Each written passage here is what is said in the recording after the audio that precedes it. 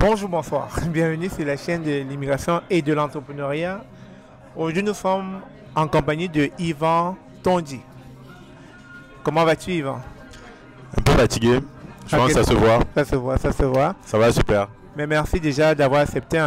Je tiens à préciser qu'on est comme cela en plein centre-ville de Montréal et ça n'a pas été facile de l'avoir, surtout qu'il est de passage à Montréal, il ne vit plus au Canada, il a quitté pour rentrer en Afrique.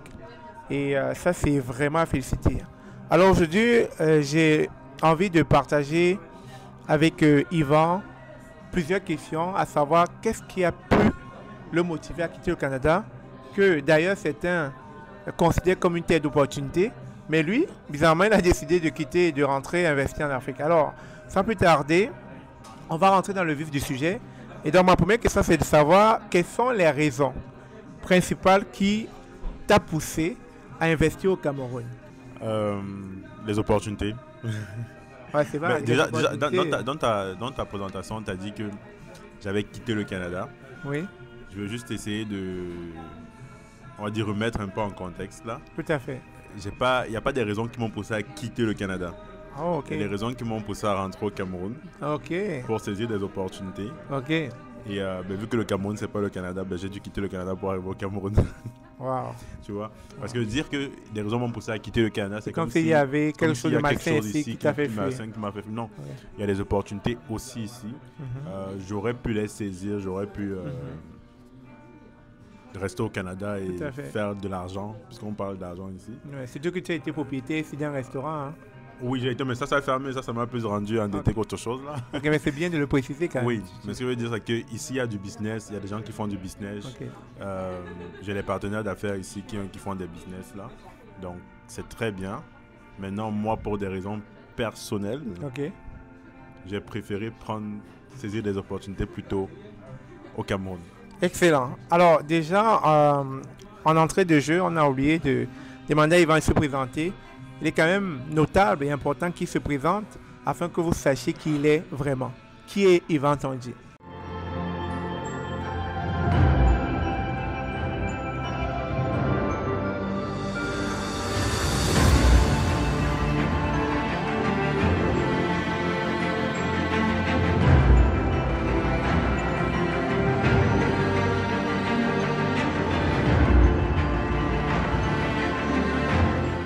Je suis Yvan Tondi,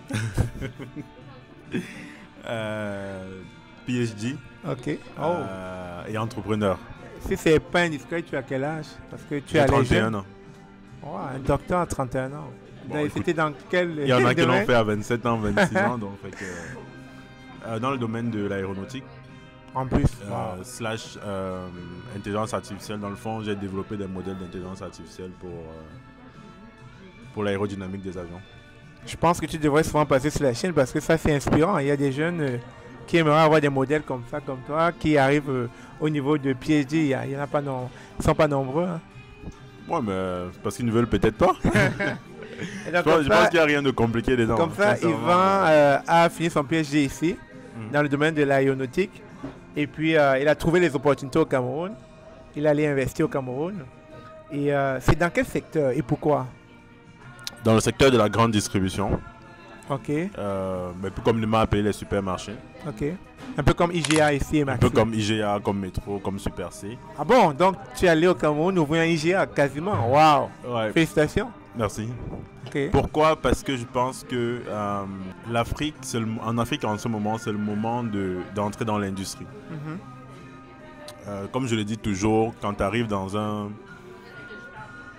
nouveau territoire, c'est toujours important de savoir en termes de développement où est-ce que ce territoire est rendu. Et dans plusieurs pays africains, comme on va parler du Cameroun puisque je suis au Cameroun, nous sommes encore rendus dans où la population a des besoins de base. Alimentation, immobilier, télécommunications et autres. Et donc, au Cameroun, en ce moment, le Cameroun ne produit pas assez pour nourrir la population. Il y a beaucoup de produits qui sont importés. Et le fait de me lancer dans la distribution aujourd'hui, c'est avec une vision long terme d'entrer dans l'industrie. C'est comme une porte d'entrée dans l'industrie parce que, au final, c'est ceux qui ont les espaces pour vendre qui font la loi. Ok. Tu as beau produire un produit, mais si tu ne peux pas le vendre, ben écoute. Mais en même temps, je comprends tes explications, mais je me pose la question, rentrer au Cameroun, ouvrir quasiment un supermarché qui ressemble un peu à Maxi ou IGA qu'on est ici, ça a dû te prendre beaucoup d'argent et tout. Mais en étant au Canada, est-ce que c'est un projet que tu avais mûrement mûri? Et quand tu te lances sur le marché camerounais, quelles ont été tes stratégies pour pouvoir te lancer, sachant que tu peux tout perdre? Oui, c'est un projet que j'ai mûri, ça fait déjà 3 ans que je travaille dessus. Ok. Ce qu'il faut dire, quelles sont les stratégies, sachant que je peux tout perdre? Oui, parce que là, tu vas miser, pas un petit business, c'est quasiment un gros business pour lequel tu as mis beaucoup d'argent. Et donc, je me pose donc la question, comment est-ce que quelle a été la stratégie? Parce que tu descends dans un... Tu l'as dit tantôt, il faut connaître son marché. Tu as longtemps été au Canada. Et rentrer en Afrique, ça nécessite forcément d'apprendre à réapprendre. Je comprends. Ce qu'il faut dire, c'est que je ne partais pas de zéro.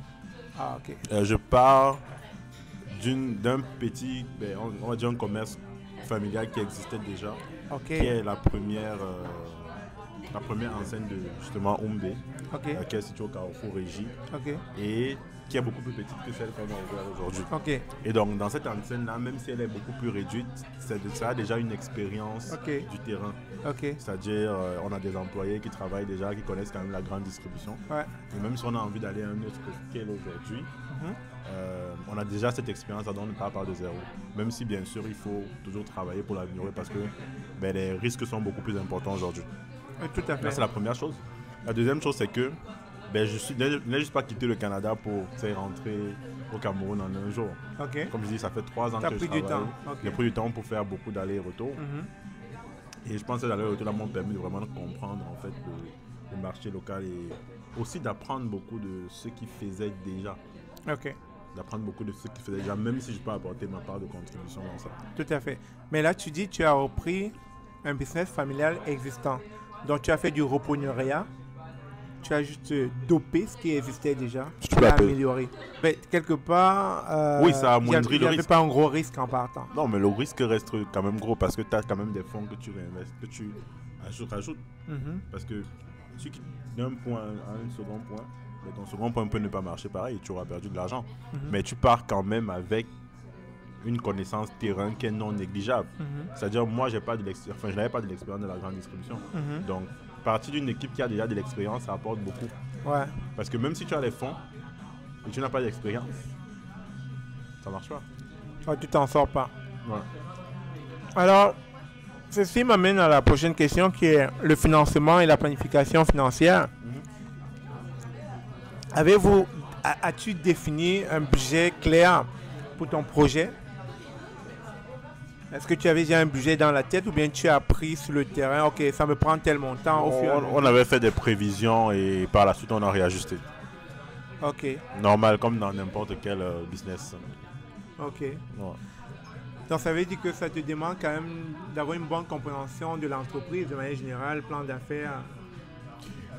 Il faut savoir qu'en Afrique, il y a beaucoup de choses qui, je ne vais pas dire qu'ils ne se planifient pas, mais que tu dois réajuster. Je prends un exemple très simple. L'un des gros problèmes qu'on a eu, et sur lequel on a dû réinjecter de l'argent, énormément d'argent, c'est le problème de l'électricité. Parce qu'on s'est implanté dans une zone où, on va dire, la qualité de l'électricité n'est pas fiable. Sans vouloir rentrer dans les détails techniques, là, en général, quand tu veux installer des grosses machines, tu as besoin de 3 phases. Mais tu as des zones à Yaoundé où ce que Eneo fournit, c'est 2 phases. Et même des fois dans ces zones-là, les 2 phases sont très instables. C'est-à-dire parce qu'il y a des riverains justement, peut-être qui n'ont pas beaucoup d'argent, qui vont venir faire des branchements, on va dire. Et là, ça va court-circuiter pas mal la ligne. Ça va court-circuiter pas mal de trucs en fait. Donc, quand tu es dans une zone comme ça, si tu n'as pas l'expérience, tu ne vas pas savoir que c'est quelque chose qui peut te causer beaucoup de problèmes. De tort, Et nous, on s'est rendu très proche de la date prévue d'ouverture. On ne pouvait pas ouvrir parce qu'il n'y avait pas d'électricité. Et donc là, il a fallu qu'on trouve un compromis avec Eneo pour réinjecter des fonds pour qu'ils stabilisent l'électricité. Et beaucoup de fonds là. On parle de beaucoup de millions de francs, c'est pas. C'est clair. Et des choses comme ça, en général, tu les prévois pas. Et là, justement, ça m'amène à la question de la différence culturelle, des enjeux, des obstacles. C'est clair que quand tu as été ici, tu avais déjà des habitudes, une façon de penser. Mais là, tu rentres au Cameroun, tu vas te heurter à une autre façon de voir les choses. Donc, il y a une différence culturelle au retour. Et comment tu gères ça? Comment tu appréhendes ça, le retour au pays? Je pense que le conseil le plus direct que je pourrais donner par rapport à ça, c'est ne rien comparer. Parce que j'ai remarqué que beaucoup de personnes, quand elles rentrent au Cameroun, vont toujours dire « Oh, nous, là-bas, on fait comme ça ». Ou bien se sentir frustré parce que les choses ne passent pas comme ça se passait ici. Je pense qu'il faut vraiment réapprendre de zéro. Et tout. Réapprendre de zéro et... Je n'ai pas dû faire comme les gens, mais comprendre comment ça fonctionne et essayer de te frayer un chemin par là. Okay. C'est tout. Sans être choqué ou ce genre de choses. C'est sûr que c'est pas facile, hein. Mais c'est sûr. Mais c'est le seul moyen. Parce que sinon, tu auras une crise cardiaque à moins d'une semaine. Alors, l'impact et la vision de ton business à l'heure actuelle, comment tu le vois sur le long terme? Vu que tu as mis beaucoup d'argent, où tu te vois dans 3, 4, 5 ans avec ce supermarché au Cameroun? Je dirais que je n'ai pas encore assez de data pour avoir une vision aussi claire. Parce que la grande distribution au pays, c'est un business qui a énormément de contraintes. Entre les contraintes les contraintes normales du business, là, avoir des employés qui respectent ce que tu leur dis, faire rouler tes processus, etc. Ouais. Tu as des contraintes, on va dire, administratives. Beaucoup de taxes à payer, on va dire ça comme ça. Les répressions gouvernementales qui sont quand même assez énormes. Tu as des contraintes d'approvisionnement. En ce moment, le Cameroun ne produit pas grand-chose, donc tu es obligé de faire affaire avec des firmes extérieures. Firmes extérieures qui ont déjà commencé à implanter des espaces au Cameroun et donc qui ont des relations privilégiées avec les fournisseurs à l'étranger. Okay. Tu as des contraintes aussi récemment, je ne sais pas si ça va durer là, mais tu as beaucoup de contraintes au niveau de la douane aujourd'hui pour faire entrer des produits. Okay. Donc, stratégiquement, tu sais, moi quand je rentre, comme je me dis, ok, je vais multiplier les... Mais, you have to watch. You have to watch. Un pas après l'autre. Mais à t'entendre parler quand même, je suis inquiet parce que tu ne m'encourages pas. Quand tu parles de contraintes, je fais qu'entendre dans ta bouche contrainte 1, contrainte 2, contrainte 3. Et je me dis, mais avec tout ce qu'ils vont dire, ça ne donne pas envie de rentrer. D'où ma prochaine question. Est-ce que tu conseillerais aux Africains de faire comme toi? Parce que déjà là, tu nous décourages. Là. Tu nous décourages, Yvan. Ok. Si un Africain pense que ce sera beaucoup plus facile en Afrique qu'ici, je pense qu'il se trompe. Je pense que la question à laquelle je m'apprête à répondre là, c'est une question personnelle en fait. Okay. En réalité, il faut juste se demander est-ce qu'on est prêt à faire le sacrifice pour rentrer? Parce qu'effectivement, c'est un sacrifice. Est-ce que vous êtes prêt à faire le sacrifice là pour rentrer? C'est un sacrifice en fait. Je ne peux pas l'appeler autrement. Mais il faut te dire que dans quelques années, le pays, ce qu'on appelle le pays là, sera possédé par les Occidentaux. Bah, en tout cas, je vais être l'avocat du diable, c'est ce qu'on dit, tout le monde le dit. Que si vous ne rentrez pas, les Asiatiques vont prendre, les Occidentaux vont prendre, les Américains vont prendre. C'est depuis plusieurs années qu'on le dit. Non, mais c'est en train de se passer. Je viens de te parler de la grande distribution. C'est qui les leaders en grande distribution au Cameroun? Carrefour, Spar, Maïma. Je suis d'accord que tu as des exemples factuels. Mais si les politiques changent, si le gouvernement actuel change et qu'il réforme tout ce secteur-là comme le fait dans d'autres pays... Qui va faire changer les politiques? Mais parce que tu dis c'est en train de changer. Non, mais qui dit que c'est en train de changer? Non, toi tu dis que les choses sont en train de changer au Cameroun. Donc, qui a dit ça? J'ai jamais dit ça. Non, les Occidentaux, les Asiatiques sont en train de venir. Donc ils sont en train de changer le pays à leur... Non, ils sont en train de prendre des parts de marché. Tout à fait. Mais je suis en train de te dire ceci. Si jamais, comme au Burkina, comme en Guinée, au Mali, les gouvernements changent, ils vont prioriser les locaux. À la fin de la journée, c'est l'État qui décide. Mais qui fait changer le gouvernement? C'est la population. C'est la population qui vote, c'est pas les étrangers qui votent. Mais quelle population? Ça dépend. Si on est je te prends un exemple en Côte d'Ivoire, c'est la Côte d'Ivoire qui change le gouvernement de Côte d'Ivoire. Non. Je pense que ce qui fait changer les gouvernements, ou bien du moins, je ne vais pas dire changer les gouvernements. Okay. Je pense que ce qui ceux sur qui les gouvernements doivent s'appuyer pour prendre les décisions, ce sont les économiques. Tout à fait. Et donc, si l'économie du pays est portée par les étrangers, les gouvernements ne pourront que prendre les décisions en leur faveur. Claire. Je ne suis pas très d'accord avec toi parce que si tel était le cas, à un moment donné, beaucoup de gouvernements perdraient la main sur leur gouvernance du fait que les étrangers qui sont dans tous les secteurs prennent de plus en plus leur place et peuvent influer sur la décision gouvernementale. Mais bien sûr, mais c'est ce qui est en train de se passer. Je suis d'accord avec toi, mais ce que je suis en train de dire, un gouvernement qui se respecte doit mettre de l'ordre rapidement dans son économie en priorisant les locaux. Oui, et c'est ce qui se fait au Québec actuellement. Oui, mais ta réflexion est théorique. C'est ce qui se fait au Québec, mais le Québec a plusieurs années d'expérience de démocratie. Ce n'est pas le Cameroun. À l'état actuel des choses au Cameroun, je ne suis pas en train de parler de ce qui aurait dû être fait il y a de cela 100 ans ou bien 60 ans ou 50 ans, tu vois. Je te parle de l'état actuel des choses. Et à l'état actuel des choses, si l'économie du pays est faite par les Occidentaux, je vais te prendre un exemple simple, pour être factuel. Imagine-toi que le blé, enfin la farine est produite par les étrangers. La farine qu'on consomme au pays, qui nous permet de faire du pain, etc., est produite par les étrangers en grande majorité. Imagine que le gouvernement dit aujourd'hui,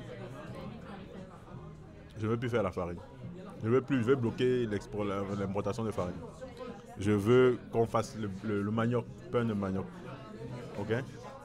S'il n'y a pas d'industriel camerounais qui fait le pain de manioc, le gouvernement ne va jamais prendre cette décision-là. Mais je suis d'accord. Pour quelle raison? Je suis d'accord avec toi. Parce que si tu bloques la farine, soulèvement populaire. Oui, parce que les gens vont manquer des besoins de base. Et cet exemple-là, dans n'importe quel secteur d'activité, il est applicable. Je suis d'accord avec toi. C'est pour ça que l'action ici, c'est de pousser les gouvernements à éduquer le peuple, à sensibiliser le peuple, mais surtout à donner les moyens nécessaires au peuple de se développer économiquement. Sinon, effectivement, comme dans plusieurs pays, les étrangers viendront prendre ce que les locaux ne savent pas faire. Exactement.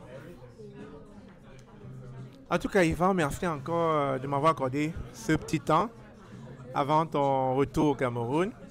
Et est-ce que tu avais un dernier conseil à donner à ces personnes qui nous suivent là, qui un jour, je ne sais pas, aimeraient rentrer investir?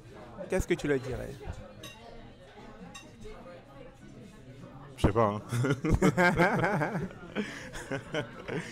Qui suivent ton exemple, qui restent je leur Canada. demanderais de... Non, pas du tout. Moi, je leur demanderais de s'armer de patience.